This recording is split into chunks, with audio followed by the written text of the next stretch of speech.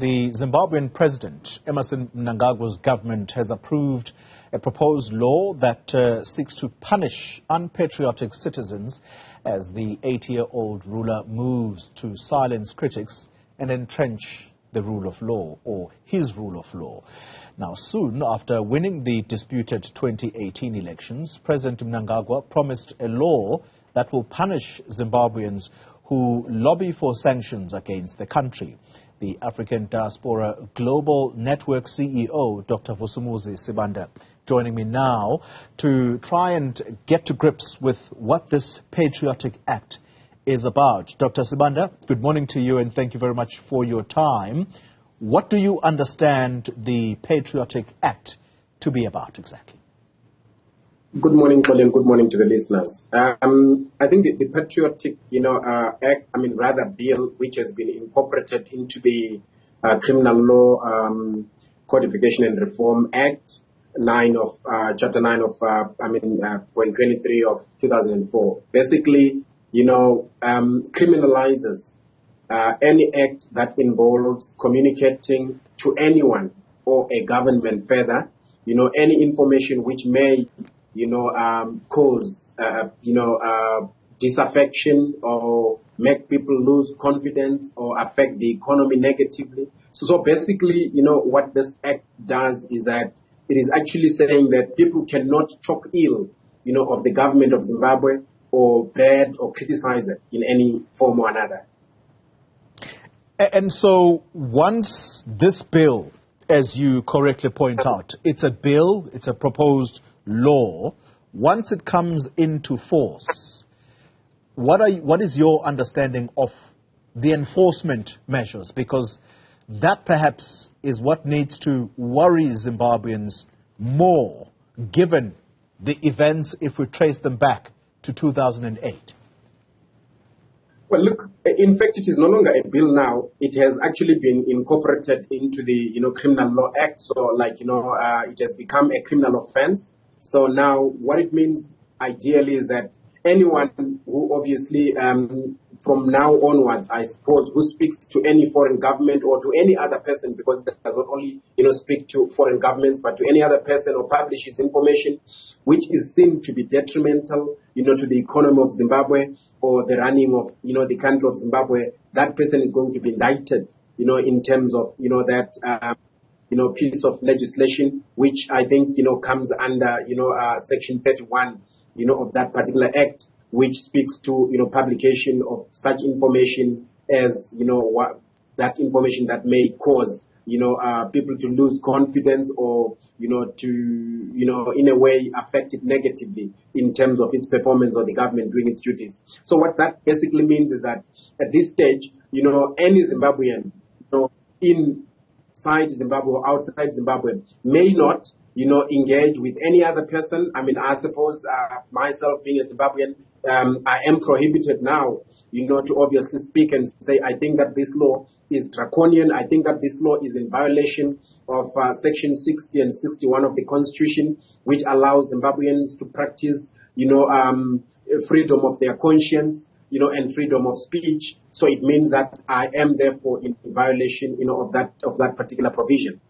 Dr. Sibanda, this has massive implications for media personnel who ought to report without fear, favor, or prejudice. This has implications for opposition parties in Zimbabwe whose duty it is to keep the government in check and call them out when they are doing things that they're not supposed to do. This has massive implications for human rights activists. So again, I go back to enforcement measures. Now that you say it actually is law, what is the action that will be visited upon those who break this law? Well, look, I think we have seen, for example, people like Job Sikala and others, the scholars that have been arrested, by the Zimbabwean government for dissenting or saying anything that, obviously is contrary to what government wants to see happening. So what is going to happen now is that once a person, is indicted under, that particular law or is charged with violating that particular provision, that means the person is committed a criminal offense, and they will be arrested and put in prison. And we have seen that, people can be put in prison and denied bail, for, minor, criminal offenses. And what this means, is that this being looked at as a crime against the state, and obviously, the government and I think the lawmakers being misguided in thinking that patriotism has got anything to do, with agreeing and not dissenting, with the governing party or the views of government. It means that, opposition parties may no longer dissent or speak to the media or speak to any other person, against it. So this kind of a law now means that if any person now in Zimbabwe or outside of Zimbabwe speaks, against or something negative against the government, against, the president, against how, the cabinet is running its affairs, that person is going to be arrested and thrown into prison. My goodness. Dr. Sibanda, might this have anything to do with the upcoming elections in Zimbabwe? My understanding is that these will take place sometime in July, August next year. Do you think that this has anything to do with that? Well, I think this has got everything to do with, the political landscape, and what is obtaining politically in Zimbabwe, and of course the same elections that are coming up. But I think more so, it has a lot to do, with Zimbabweans that, do not have, the vehicle or the infrastructure to communicate their frustration, particularly within Zimbabwe, where the bulk of the media is state-run, the television and so forth. So people, at the end of the day, manage, to air their views, to foreign or international media. So the whole idea is basically to ensure that there is no one in Zimbabwe who will ever speak against that government or, dissent, because dissension has practically become a criminal offense. This is what it means. To dissent or not to agree with government now is a criminal offense, and that is what it means in short. So what ideally is going to happen is that now, if anything happens, and a person wants to speak to the media, it could be on social media. That is why I think they've said in or outside Zimbabwe, social media can no longer be used, I think, to discredit or to disagree, with the government and government practices. So in a way, yes, it has a lot to do with the forthcoming elections and the political, environment and what is politically obtaining in the country.